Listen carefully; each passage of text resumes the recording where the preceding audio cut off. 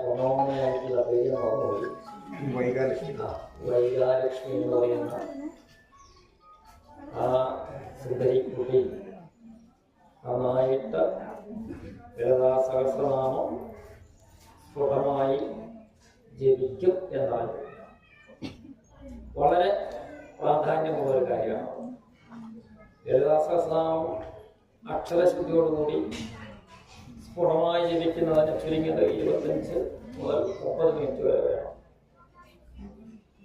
അത് സാധാരണ രീതിയിൽ പഠിക്കുക എന്ന് പറഞ്ഞാൽ തന്നെ കുറച്ച് ബുദ്ധിമുട്ടുള്ള കാര്യമാണ്.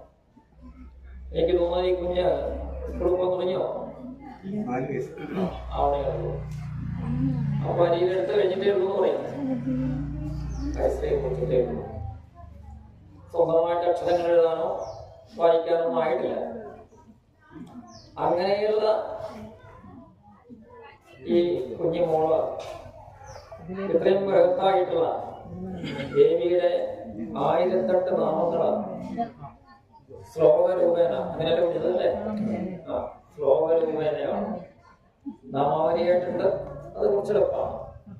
ശ്ലോകരൂപേണ പഠിക്കുക എന്ന് പറയുന്നത് കുറച്ചൊരു ബുദ്ധിമുട്ടുള്ളതാണ്. അപ്പൊ അങ്ങനെയുള്ള ആ മന്ത്രസംഹിത ദേവീ നാമങ്ങൾ യഥാവിധി തന്റെ മനസ്സിന്റെ ഉള്ളിൽ കയറ്റി വയ്ക്കുവാൻ ആ ഒടുക്കി കഴിഞ്ഞു എന്ന് പറയുന്നത് ഇന്നത്തെ കാലഘട്ടത്തില് വളരെയധികം ചാരിതാർത്ഥ്യം നിറഞ്ഞ തന്നെയാണ്. സാധാരണ പൂജാവിധികളും താന്ത്രിക വിധികളും പഠിച്ച വ്യക്തികൾ തന്നെ ഇങ്ങനെയുള്ള സഹസ്രനാമാവലികൾ ഗുണമായിട്ടും അതുപോലെ തന്നെ വ്യക്തമായിട്ടും ജപിക്കാൻ എല്ലാവർക്കും കഴിഞ്ഞെന്ന് വരില്ല.